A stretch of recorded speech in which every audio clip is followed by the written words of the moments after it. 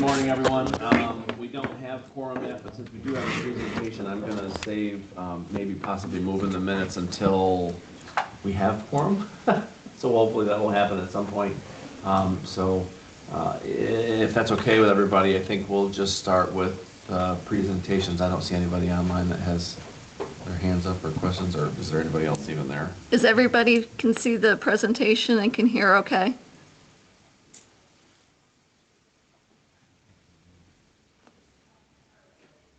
I can see and hear it. Okay, thanks. Yep. So great. If we want to get started, Grayson is here. Would you like me to move to the front? Where would you like? Wherever you Wherever feel you're most comfortable. Yeah. Okay. Let's see. I can move a little bit closer to the front. I can put you anywhere you want. Okay. I am gonna sit though. That's okay. Hi, online. Anne. How are you, Grayson? I'm well. How are you? Gonna have to Recuperating. Okay. Oops.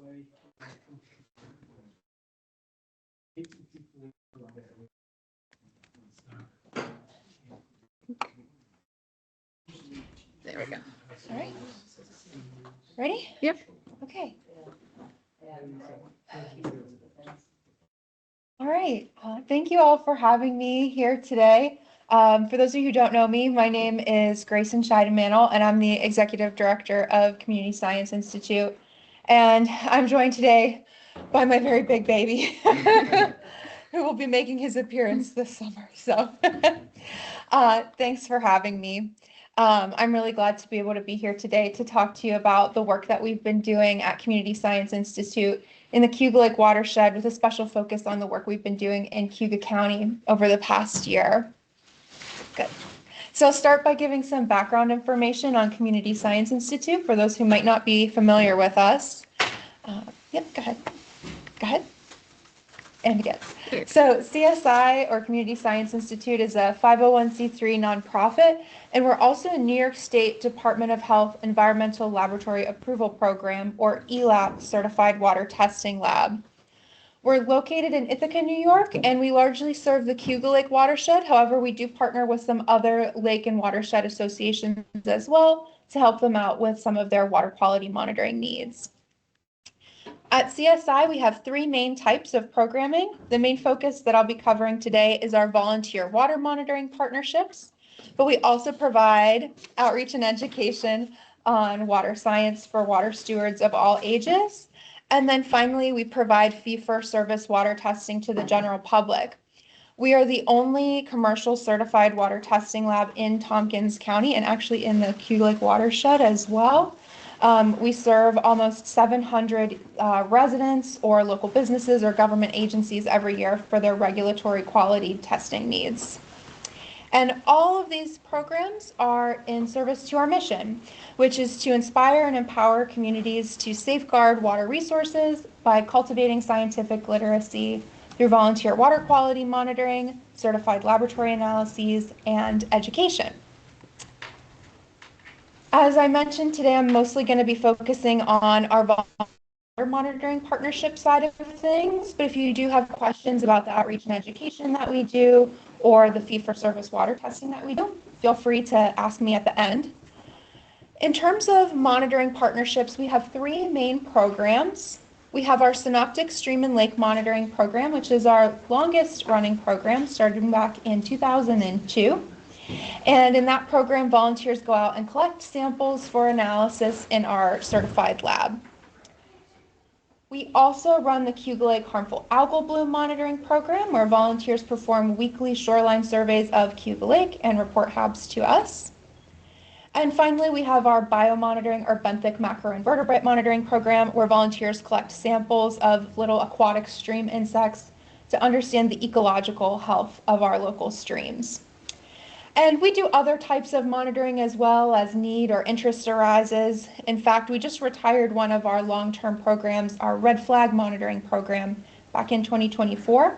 That program was focused on field data collection. So volunteers were out in the field with little testing kits. We retired that program due to lack of interest. It started when the threat of fracking was a very real possibility in New York, and since that threat has waned, so too has interest in volunteer engagement in the program. So now we use the tools we learned from that to help partner with other groups for small-term projects. For example, I brought a couple copies of our Water Bulletin newsletter, which features an example of one of those projects in the Upper Susquehanna River watershed that we're doing with a local chapter of Trout Unlimited. So if you're interested in that, I did bring some copies of these, and they're also available on our website. At CSI, we really believe in democratizing data and water quality knowledge. So all of the data we collect through our monitoring programs are made available to the public on our water quality database. Our database has three main sections. There's our streams and lakes chemistry side of the database, which, as the name implies, is where you find chemistry data on streams and lakes. We also have our Cayuga Lake harmful algal bloom database, where you can view historic harmful algal bloom reports on the lake and also recent reports during the HAB season. And finally, a less well-known side of our database, because it hasn't been updated in many years, is our groundwater baseline database. Similar to the red flag monitoring program, which was aimed at understanding baseline water quality in terms of fracking, this groundwater baseline was a program where folks brought water samples, drinking water samples from their well to our lab for testing and agreed to have their results posted anonymously on our database. The data are about 10 years old at this point, but if you're interested, it's always there for you to peruse. Okay, next I'm going to talk specifically about our synoptic stream and lake monitoring program in Cayuga County. So as I mentioned, this is our longest running program. We started back in 2002 in the Fall and Virgil Creek watershed in Tompkins County. And it has since grown to include about 36 streams in the Cayuga Lake watershed. The purpose of this program is to produce regulatory quality stream and lake data, which we're able to do because this monitoring program follows a quality assurance project plan, following guidance by DEC and EPA, and the data are analyzed in a state-certified water testing lab, which is ours. The purpose of this is so that we can help inform water resource management and also keep the public informed about the state of their local water resources. In this program, our volunteers are monitoring streams for a number of different items. They go out 3 times a year so that our lab can analyze samples for nutrients like total and soluble reactive phosphorus, sediment, bacteria, chloride, and other general water quality indicators. That's good. One more? Yeah. In Cayuga County in particular, we're monitoring 7 streams together. From north to south, we monitor Yager, Great Gully, Deans, Paynes, Mill, Town Line, and Salmon Creek together.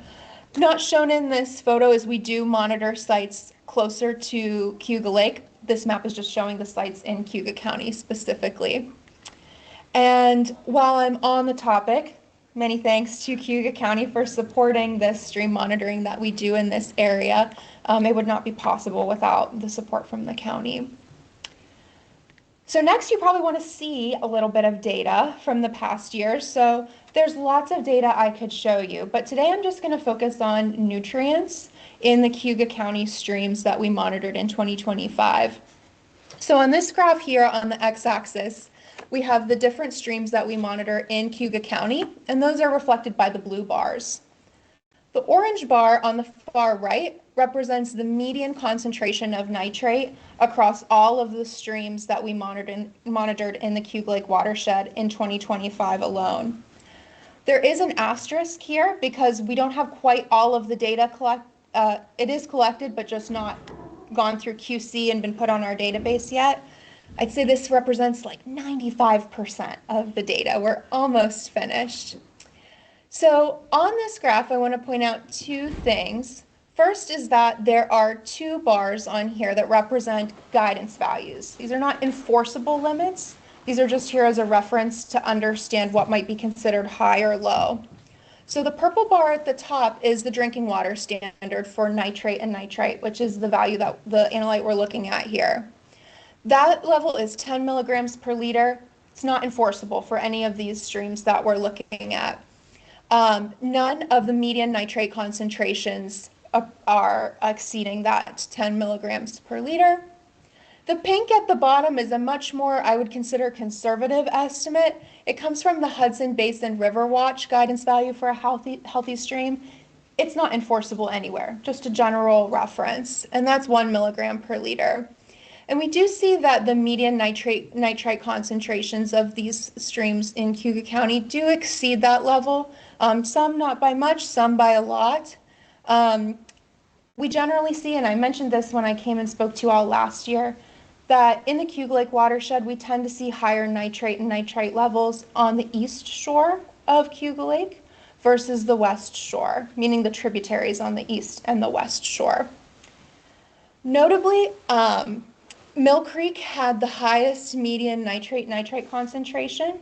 However, even so, the highest nitrate concentration we had in our whole data set from 2025, not even just Cayuga County streams, was at our Paynes Creek at Rafferty Road location, where we had a result of 19.5 milligrams per liter. And that was in November of last year.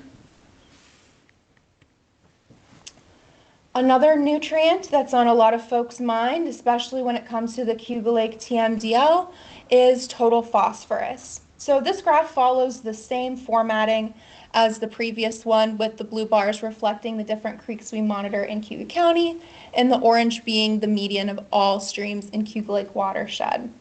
This time we're just focusing on median total phosphorus from the year. So again, I have two guidance values that you can look at for reference. The purple at the top is the DEC's proposed guidance value for flowing waters in our ecoregion, which is 75 micrograms per liter. And we see that only one of the streams in Cayuga County exceeded that level for their median total phosphorus last year, and that was Deans Creek, which if you told me to just guess which one it would be, I probably would have guessed that one. I also have a pink line here, and this is the DEC's guidance value for Cayuga Lake from the TMDL of 20 micrograms per liter. And all but two of our streams in Cayuga County, their median total phosphorus exceeded that value. Great Gully and Salmon Creek fell below. And even the median for all of the streams in the Cayuga Lake watershed just slightly exceeded that. One other thing I'll point out here is that although Salmon Creek had the lowest median total phosphorus, interestingly enough, the highest total phosphorus result we had in our entire Cayuga Lake data set this past year was from a location on Salmon Creek at Center Road, and it had a phosphorus concentration of 1,124 micrograms per liter last April. If you're like, whoa, that is so much data, but I want to see even more, and I want to dig deeper, and I want to explore other analytes like chloride, E. coli, etc. You can do that on our public water quality database on the Streams and Lakes Chemistry side. And so on this database, we have over 130,000 data points, and over 91,000 of those come from the Cayuga Lake watershed alone. On the database, you can explore data across both space and across time. Okay, I'm going to take a break from talking about streams and focus on the Cayuga Lake Harmful Algal Bloom Monitoring Program. And so this program started back in 2018, and the purpose is to collect actionable data on cyanobacteria blooms, protect public health, and relay bloom information quickly and efficiently to the public. This program is led by CSI, but we do this in partnership with the folks at the Cayuga Lake Watershed Network, who put out a weekly newsletter during the harmful algal bloom season and also help out with some volunteer recruitment. And we also do this in collaboration with the folks at Discover Cayuga Lake, which are actively out monitoring the open lake water for harmful algal blooms during the season. The way this program works is we have what are called HABS Harrier volunteers. We call them Harriers because they have a keen eye like a Harrier hawk, keeping their eyes on the lake. And at least once a week, they're going out and performing shoreline surveys of their designated zone for harmful algal blooms. If they see a bloom, they report it to CSI via our HABS hotline. And then in some instances, I'll say more about this later, a sample will be collected and analyzed in our lab. And regardless of whether a sample is collected or not, we alert the public to these blooms. And again, I will say many thanks to Cayuga County for supporting the shoreline monitoring that we do in Cayuga County. This program in particular is a really inspiring example of how multiple counties can work together to support one program, because we receive equal funding from Cayuga, Tompkins, and Seneca County for our harmful algal bloom monitoring program in those counties on the same lake. I mentioned that some samples are collected. In the past, we used to collect samples from every single bloom that was reported to us, which, as you can imagine, as blooms are becoming more and more common, it just was really extending the capacity of our lab, especially being a smaller facility. So in 2025, in collaboration with our partners at the county departments of health, we decided to cut back on where we were sampling, although visual monitoring continued throughout the watershed as before. So when we were collecting those samples, specifically what we're looking at are what type of cyanobacteria are present in the blooms. So in Cayuga Lake, we often see blooms that contain microcystis or delicospermum, which you can see pictured here. We also measure the chlorophyll A level to get a sense of the density of the bloom. And finally, we measure the microcystin toxin level to understand the toxicity of the bloom. I mentioned earlier that we alert the public to blooms, and what that looks like is we upload any bloom report information and these lab results to our database. And also, as soon as we get a report in, we report those directly to the county health departments that we work with through this program, so they get an email from us in near real time. And of course, we submit all reports to the DEC's NIHAB system so that it can become part of the state's larger reporting system. I mentioned that there were some locations that were selected by the health departments to determine this is where we would collect samples. This is where we were most interested in specifically, the microcystin levels to understand the public health impacts. And these are 3 of those locations in Cayuga County: Harris Park, Long Point, and Frontenac Park, just to give you a little glimpse at the variety of the HABs conditions. And all of these were sampled. And if you're interested in what their microcystin results turned out to be, what type of cyanobacteria were present, you can see that on our HABs database. So let me share a little bit of information about what we saw this past year when it comes to harmful algal bloom monitoring. So first, this graph here, on the x-axis, we have the weeks. So the first week starting with June 29th and the last week ending with November 2nd. The y-axis is the number of reports we accepted, and then you can see the number of reports by week reported at the top of the bars. Last year was a record-breaking season for us in 2 ways. One, we received the most reports we've ever received, which was 284 reports on Cayuga Lake. And we also received the latest HAB report we've ever received on November 7th. One good thing is the season did start slightly later than it did in 2024. In 2024, our first HAB was reported in June. This past year, the first HAB on Cayuga Lake was reported to us on July 5th. And we thought, oh, maybe we'll ease into the season. And then the next week, there was a huge widespread bloom, which resulted in many reports. And that extended into several meaning dozens of different zones on Cayuga Lake. This graph here shows the distribution of those HAB reports on the lake. And ready for the next one. The previous map I showed you showed the whole season, but it can sometimes be helpful to break that down by month. So first, we started off in July. We had 71 bloom reports, largely from that big widespread bloom, and 12 bloom days, meaning a day in which at least one bloom was reported on Cayuga Lake. And you can kind of see, you can guess where the widespread bloom was in Seneca County and in the southernmost part of Tompkins County. In August, things slowed down for us a bit, and also the distribution of where the habs were popping up changed. In August, we had 8 bloom days and 25 reports, and most of those reports were centered around the northern part of the watershed in both Cayuga and Seneca County. In September, blooms were everywhere pretty much on the lake, as you can see here. We had 25 bloom days and 115 bloom reports that we received. And then in October, things slowed down a little, but not too much. We had 24 bloom days and 71 bloom reports. And then in November, things finally started to quiet down, although this was much later than we've typically seen blooms reported.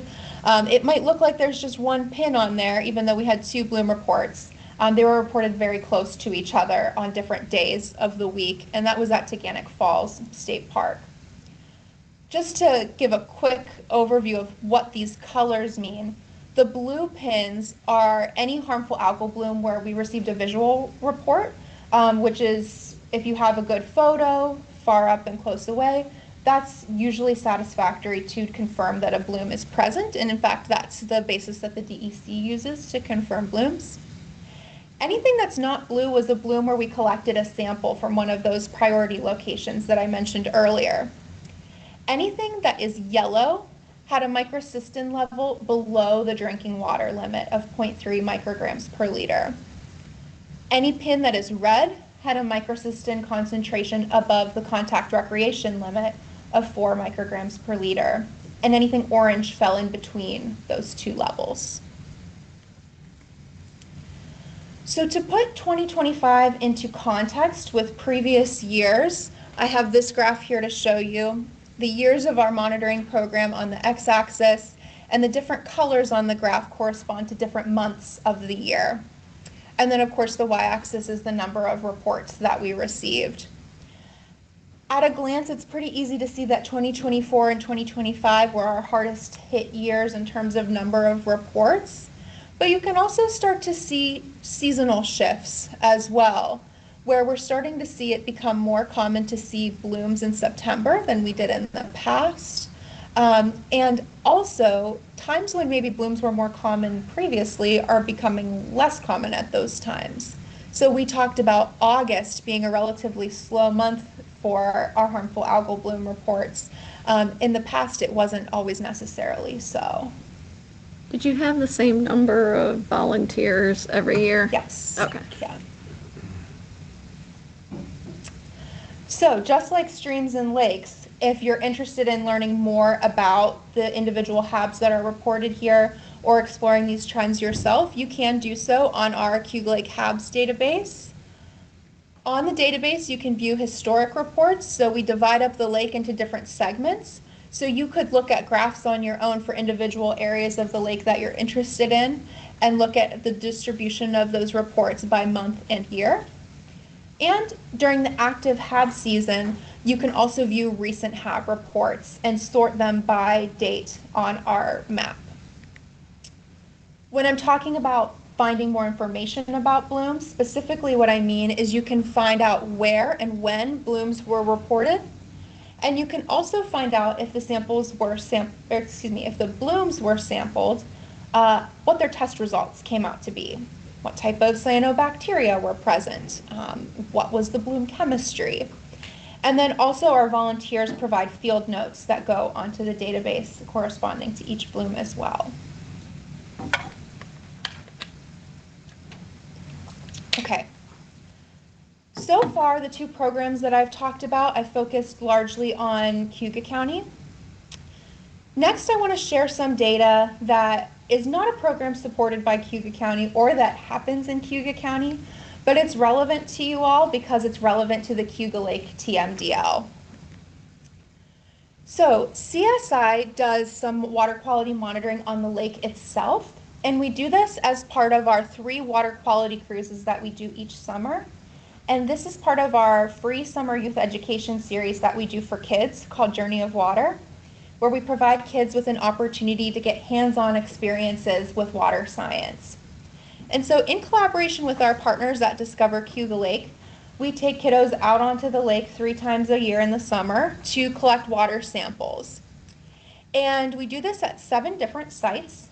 We have 4 sites in the southern end, 3 of which are at Outfalls, one at the Ithaca Area Sewage Treatment Plant, Cayuga Heights Sewage Treatment Plant, Lake Source Cooling, and then a 4th location, which is sort of a control. We call it the shelf control. It's away from all of those outfalls, and we can use it as a basis of comparison. We also have 3 sites in the main lake Mid-South, sort of near the mouth of Salmon Creek near Myers Park. And the only reason you're good. The only reason we don't go higher is because we're already on the boat for 3 hours with kids from the ages 4 to 14, and that's a long time to be trapped on a boat with kids, so something to keep in mind.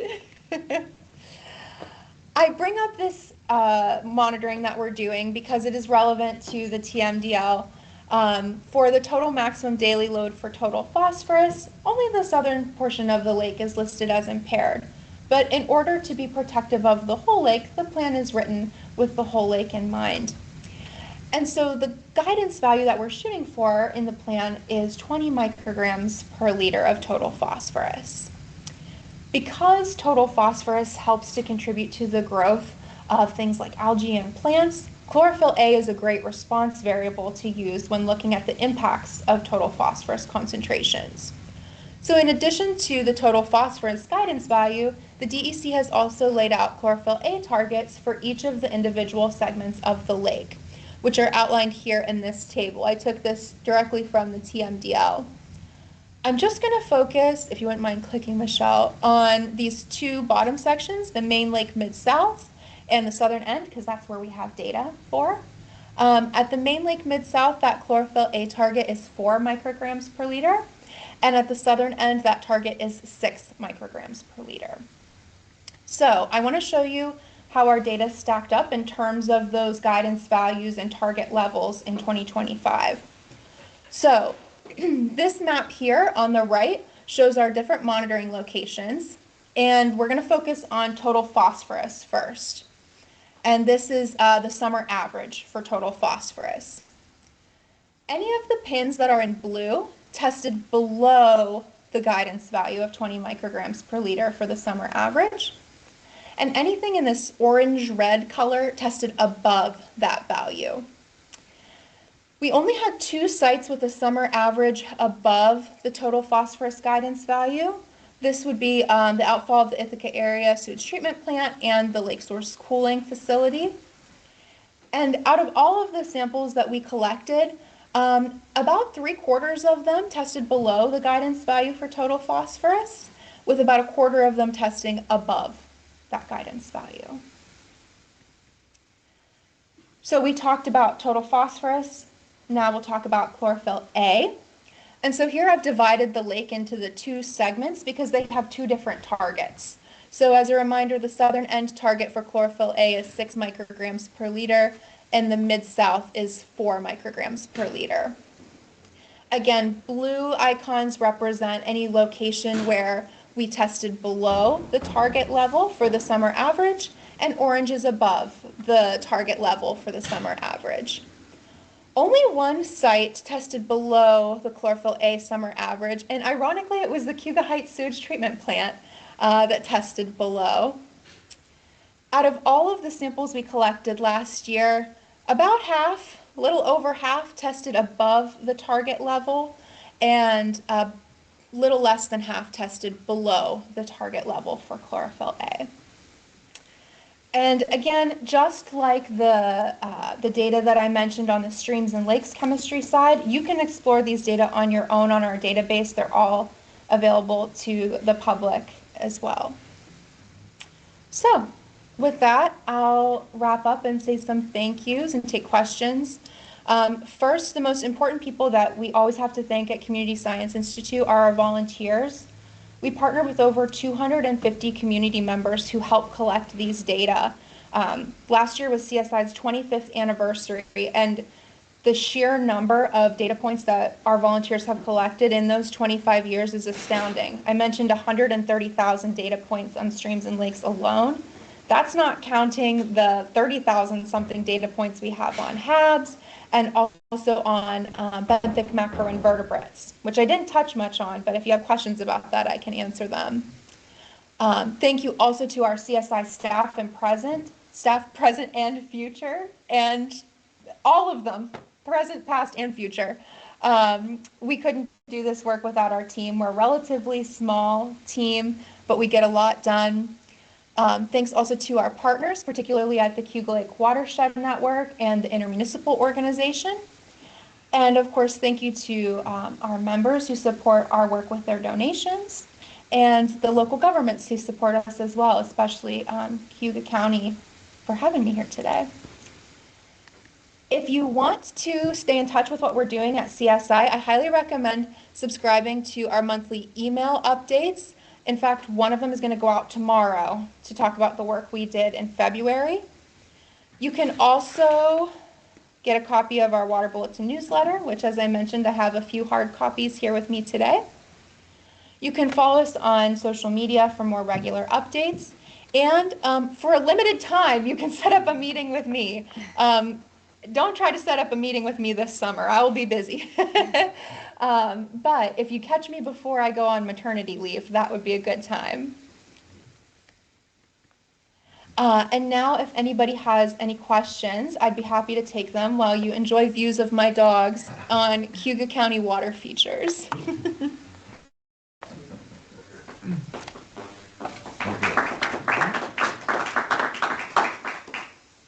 Great, so your water testing service? Yeah. I mean, it's open to anybody around Central New York, I mean, essentially? Absolutely. Anybody who's willing to drive to us to drop off a sample.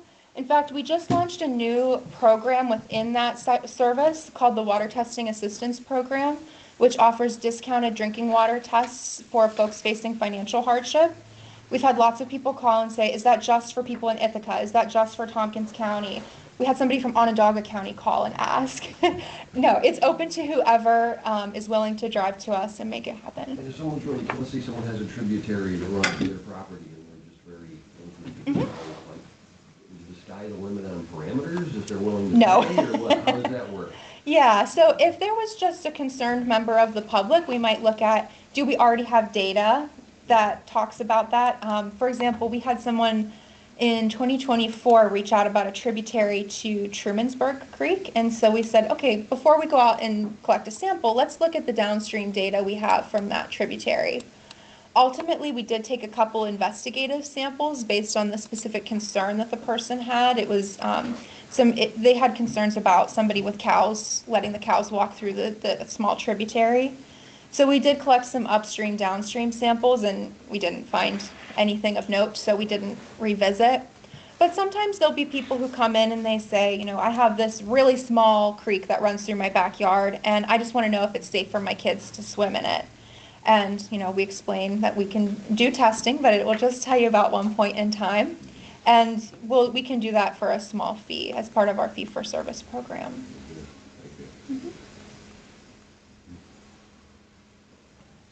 Question Yeah. on your microsystem sampling, is that all through the ELISA method then? Yeah. So it's total microsystem. Yep. Do you guys ever do any sampling or testing on intracellular versus extracellular? When requested by water operators. But not as part of the in-lake testing? Correct.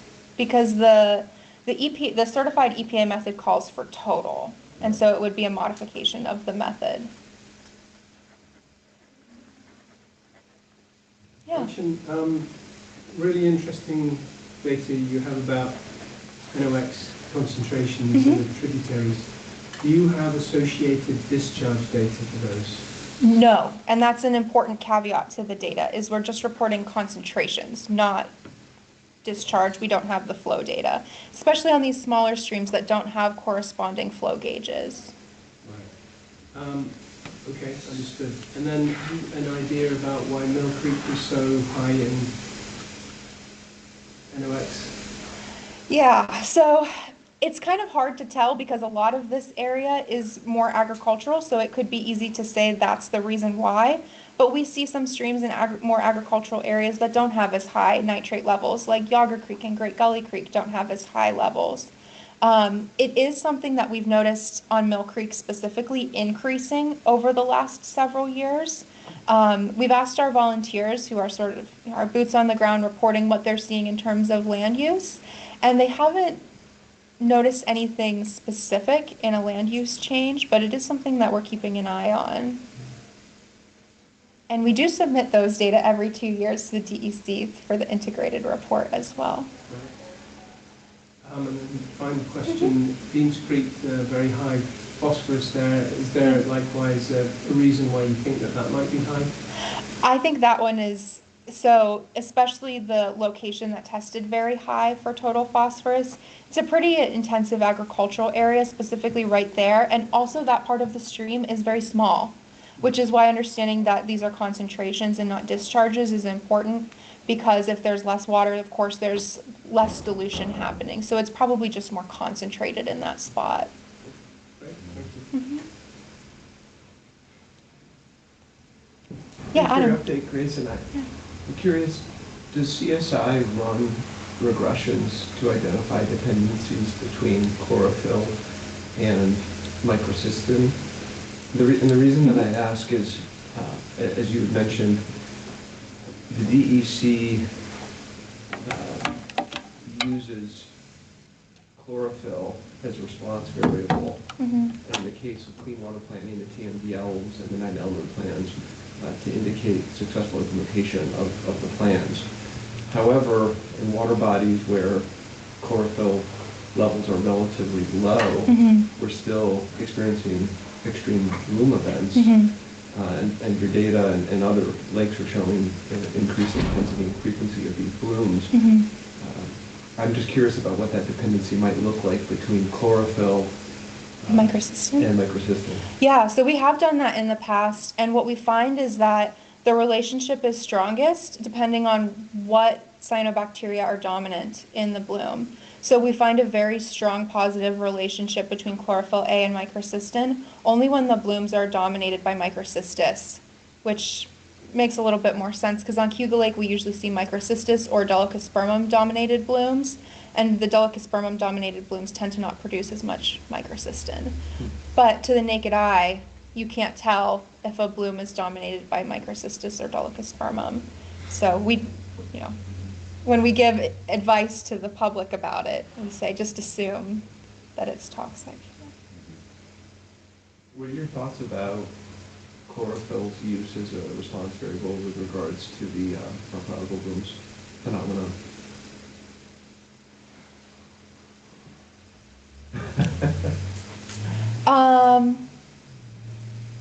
When a bloom is present or when a bloom is not present? When a bloom is present. I think it can be useful. We have had some instances, I think it was in 2023, we had some blooms where the microcystin level tested above the contact recreation limit, but it was below the chlorophyll A threshold for what would be considered a bloom. But that's only happened a handful of times in our data set, but I do think when it comes to alerting people about the public health risks, that letting them know that just because a bloom appears sparse or not that deep dark green doesn't necessarily mean it's safe. Okay. Thank you. Were there any questions from anyone that's online?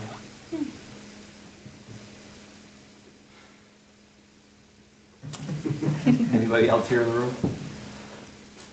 There's a ton of data there, so obviously we appreciate you sharing. I mean, that's one of the things that we're trying to do is make sure we're always trying to get as much of the data into everyone's hands as possible.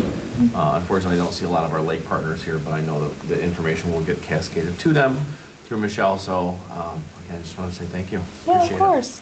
And if folks ever are having trouble finding the answers to the questions that they have about water quality on these tributaries or our lake, please let me know. I'm always happy to meet with people and go through how to use the database with them. Yeah. Thank you. Thank you. And I'll stick around until the end if you have questions after. Carrie said, great job, thank you. Oh, thanks, Carrie. Agreed. Really good job, Grayson. Thank you. Are we? We're one short. Still short, okay. So we'll forego looking at the previous minutes because we don't have the ability to approve them. Item 4 on our list, any WQMA discussions that are there. I thank a lot of you for submitting a report, which I believe I neglected to do, quite frankly. To Michelle, just a reminder, when we run the meetings, we're going to have presentations in order to try to keep the meeting around an hour to be respectful of everybody's times, that we're asking for reports to be submitted from any of the agencies, particularly listed in item 7 under our agency reports. Obviously, if something happens that comes up that really it has an impact or you want to share with the group, obviously feel free to do that. If not, and they are more updates on general or ongoing programming, please include those in the reports. I think it'll save everybody a little bit of time. So sorry, I didn't mean to skip any new business that's out there. Do we have any requests for new business in there? Doug? Good. Okay. Priority working groups and ad hoc committee reports. Communication and outreach. So I think we're gonna put together a small newsletter for March about your presentation Yep. and the other water quality monitoring programs in the county. So I'll be in touch with you. Great. And invasive species. I'll have an invasive species and water quality table at the Bob Brower Symposium. That's 2 weeks from now, the 14th. Week and a half. Yeah. Okay. So unless there's an agency that wants to add anything to reports that were submitted, going once, going twice? No. Do we have any Lake Association reports that are present? I'm No. sorry, Adam, I missed his report. Oh, for inclusion? For inclusion, and I'll add it and send it back out. Thanks, Michelle.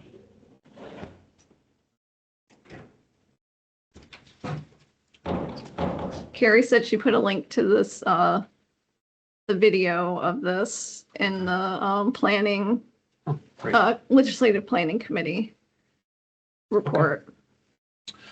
Not hearing any Lake Association reports. How about some partner reports? Regional Planning Board, I don't see. He's, Oh, sorry. Where are you? Oh, right there. Hi Oh, my there. glass. Hey, how are Hi, you? how's it going? Nothing much to report from my end. We are still doing our stormwater workshops. If you're interested in getting PDHs, if you need those engineering credits, these classes are good for 4 PDHs. They cost $175. It's a little sales pitch.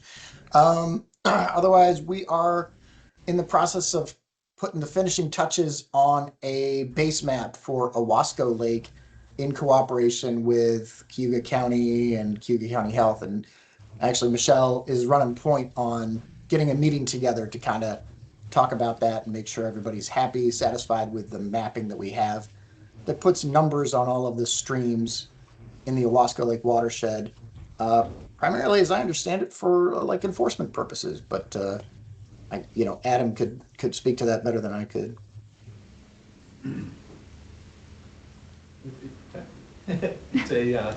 It's the map associated with the existing Owasco Lake rules and regulations. It's a regulatory reference document. Just a cleaner version. Cleaner version, yeah, the criteria are the same.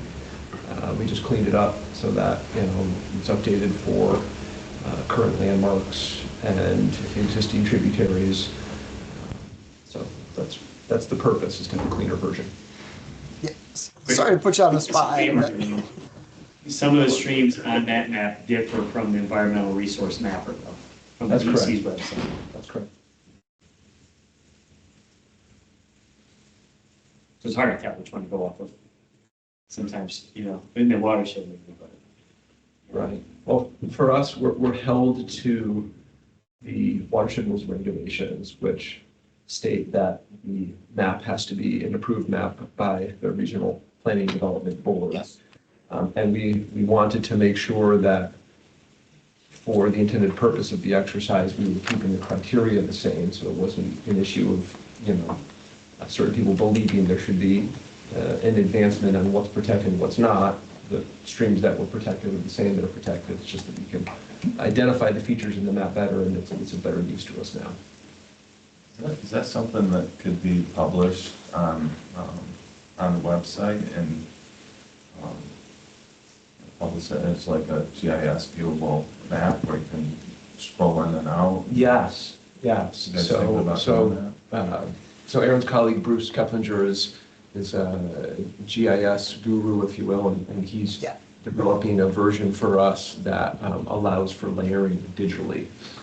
So I'm not sure the extent to which we can integrate that on our websites. We'll certainly have a version available, but I would like to take a look at that. That's a great idea.